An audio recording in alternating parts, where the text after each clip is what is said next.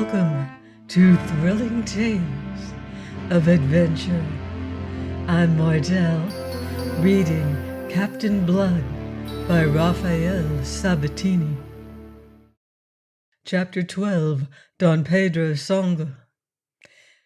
The Cinco Llagas and the Encarnacion, after a proper exchange of signals, lay hove to within a quarter of a mile of each other, and across the intervening space of gently heaving sunlit waters sped a boat from the former, manned by 6 Spanish seamen, and bearing in her stern sheets Don Esteban de Espinosa and Captain Peter Blood. She also bore 2 treasure chests containing 50,000 pieces of 8. Gold has at all times been considered the best of testimonies of good faith, and Blood was determined that in all respects appearances should be entirely on his side. His followers had accounted this a supererogation of pretense, but Blood's will in the matter had prevailed. He carried further a bulky package addressed to a Grande of Spain, heavily sealed with the arms of Espinosa. Another piece of evidence hastily manufactured in the cabin of the Cinco Llagas, and he was spending these last moments in completing his instructions to his young companion. Don Esteban expressed his last lingering uneasiness. "But if you should betray yourself," he cried. "It will be unfortunate for everybody. I advise your father to say a prayer for our success. I depend upon you to help me more materially." "I will do my best. God knows I will do my best," the boy protested. Blood nodded thoughtfully, and no more was said until they bumped alongside the towering mass of the Incarnatum. Up the ladder went Don Esteban, closely followed by Captain Blood. In the waist stood the Admiral himself to receive them, a handsome, self-sufficient man, very tall and stiff, a little older and grayer than Don Diego, whom he closely resembled. He was supported by 4 officers and a friar in the black and white habit of St. Dominic. Don Miguel opened his arms to his nephew, whose lingering panic he mistook for pleasurable excitement, and having enfolded him to his bosom, turned to greet Don Esteban's companion. Peter Blood bowed gracefully, entirely at his ease, so far as might be judged from appearances. "I am," he announced, making a literal translation of his name, "Don Pedro Sangre, an unfortunate gentleman of Leon, lately delivered from captivity by Don Esteban's most gallant father." And in a few words he sketched the imagined conditions of his capture by, and deliverance from, those accursed heretics who held the island of Barbados. "Benedicamus Domino," said the friar to his tale. "Ex hoc nunc inesce in seculum," replied Blood, the occasional papist, with lowered eyes. The Admiral and his attending officers gave him a sympathetic hearing and a cordial welcome. Then came the dreaded question. "But where is my brother? Why has he not come himself to greet me?" It was young Espinosa who answered this. "My father is afflicted at denying himself that honor and pleasure, but unfortunately, Sir Uncle, he is a little indisposed. Oh, nothing grave, merely sufficient to make him keep his cabin. It is a little fever, the result of a slight wound taken in the recent raid upon Barbados, which resulted in this gentleman's happy deliverance." "Nay, nephew, nay," Don Miguel protested with ironic repudiation. "I can have no knowledge of these things. I have the honor to represent upon the seas His Catholic Majesty, who is at peace with the King of England. Already you have told me more than it is good for me to know. I will endeavor to forget it, and I will ask you, sirs," he added, glancing at his officers, "to forget it also." But he winked into the twinkling eyes of Captain Blood, then added matter that at once extinguished that twinkle. But since Don Diego cannot come to me, while I will go across to him." For a moment Don Esteban's face was a mask of pallid fear. Then Blood was speaking in a lowered, confidential voice that admirably blended suavity, impressiveness, and sly mockery. "If you please, Don Miguel, but that is the very thing you must not do, the very thing Don Diego does not wish you to do. You must not see him until his wounds are healed. That is his own wish. That is the real reason why he is not here, for the truth is that his wounds are not so grave as to have prevented his coming. It was his consideration of himself and the false position in which you would be placed if you had direct word from him of what has happened. As your Excellency has said, there is peace between his Catholic Majesty and the King of England, and your brother, Don Diego." He paused a moment. "I am sure I need say no more. What you hear from us is no more than mere rumor. Your Excellency understands." His Excellency frowned thoughtfully.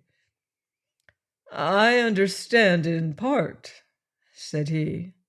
Captain Blood had a moment's uneasiness. Did the Spaniard doubt his bona fides? Yet in dress and speech he knew himself to be impeccably Spanish. And was not Don Esteban there to confirm him? He swept on to afford further confirmation before the admiral could say another word. "And we have in the boat below 2 chests containing 50,000 pieces of 8, which we are to deliver to your Excellency." His Excellency jumped. There was a sudden stir among his officers. "They're the ransom extracted by Don Diego from the governor of—" "Not another word, in the name of heaven!" cried the admiral in alarm. "My brother wishes me to assume charge of this money and to carry it to Spain for him. Well, that is a family matter between my brother and myself, so it can be done, but I must not know—" He broke off. "A glass of Malaga in my cabin, if you please," he invited them, "whilst the chests are being hauled aboard." He gave his orders touching the embarkation of these chests, then led the way to his regally appointed cabin, his 4 officers and the friar following by particular invitation. Seated at table there with the tawny wine before them, and the servant who had poured it withdrawn, Don Miguel laughed and stroked his pointed grizzled beard. "Virgin Santisima, that brother of mine has a mind that thinks of everything. Left to myself, I might have committed a fine indiscretion by venturing aboard his ship at such a moment. I might have seen things which, as Admiral of Spain, it would be difficult for me to ignore." Both Esteban and Blood made haste to agree with him. And then Blood raised his glass and drank to the glory of Spain and the damnation of the besotted James, who occupied the throne of England. The latter part of his toast was at least sincere. The admiral laughed. "Sir, you need my brother here to curb your imprudences. You should remember that His Catholic Majesty and the King of England are very good friends. That is not a toast to propose in this cabin, but since it has been proposed, and by one who has such particular personal cause to hate these English hounds, why, we will honor it. But unofficially." They laughed and drank the damnation of King James quite unofficially, but the more fervently on that account. Then Don Esteban, uneasy on the score of his father, and remembering that the agony of Don Diego was being protracted with every moment that they left him in his dreadful position, rose and announced they must be returning. "My father," he explained, "is in haste to reach Santo Domingo. He desired me to stay no longer than necessary to embrace you. If you will give us leave, then, Sir Uncle." In the circumstances, Sir Uncle did not insist. As they returned to the ship's side, Blood's eyes anxiously scanned the line of seamen leaning over the bulwarks in idle talk, with the Spaniards in the cockboat that awaited at the ladder's foot.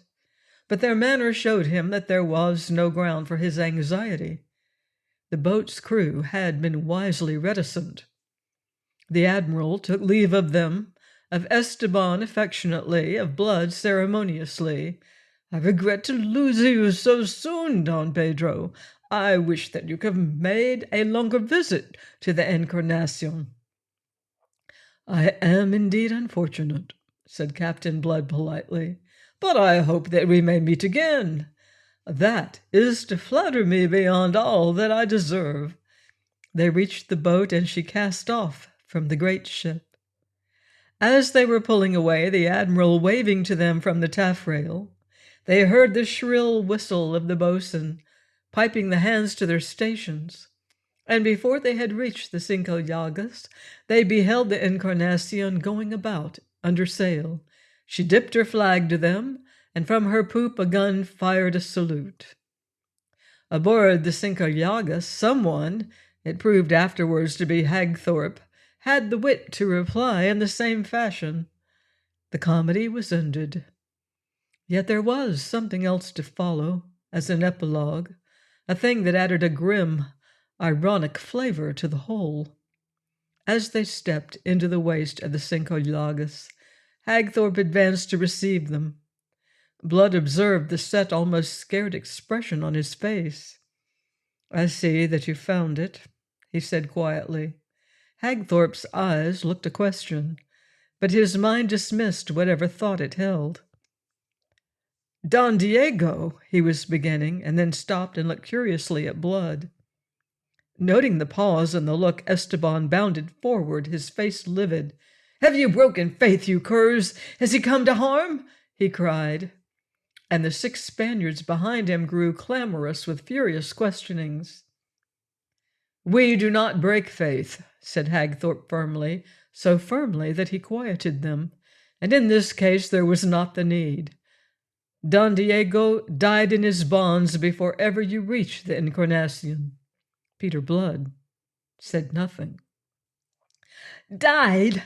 screamed Esteban. "You killed him, you mean! Of what did he die?" Hagthorpe looked at the boy. "If I am a judge," he said, "Don Diego died of fear."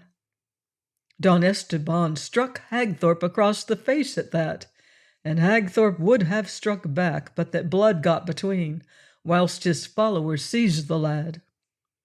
"Let be," said Blood. "You provoked the boy by your insult to his father." "I was not concerned to insult," said Hagthorpe, nursing his cheek. "It is what has happened. Come and look." "I've seen," said Blood. "He died before I left the Cinco Llagas. He was hanging dead in his bonds when I spoke to him before leaving." "What are you saying?" cried Esteban. Blood looked at him gravely, yet for all his gravity he seemed almost to smile, though without mirth. "If you'd known that, eh?" he asked at last. For a moment Don Esteban stared at him, wide-eyed, incredulous. "I don't believe you," he said at last. "Yet you may. I am a doctor, and I know death when I see it." Again there came a pause, whilst conviction sank into the lad's mind. "If I had known that," he said at last in a thick voice, "you would be hanging from the yardarm of the Encarnacion at this moment." "I know," said Blood. "I am considering it. The profit that a man may find in the ignorance of others." "But you'll hang there yet," the boy raved. Captain Blood shrugged and turned on his heel. But he did not on that account disregard the words, nor did Hagthorpe, nor yet the others who overheard them, as they showed at a council held that night in the cabin. This council was met to determine what should be done with the Spanish prisoners, considering that Curacao now lay beyond their reach, as they were running short of water and provisions, and also that Pitt was hardly yet in case to undertake the navigation of the vessel. It had been decided that, going east of Hispaniola, and then sailing along its northern coast, they should make for Tortuga, that haven of the buccaneers, in which lawless sport they had at least no danger of recapture to apprehend. It was now a question whether they should convey the Spaniards thither with them, or turn them off in a boat to make the best of their way to the coast of Hispaniola, which was but 10 miles off. This was the course urged by Blood himself.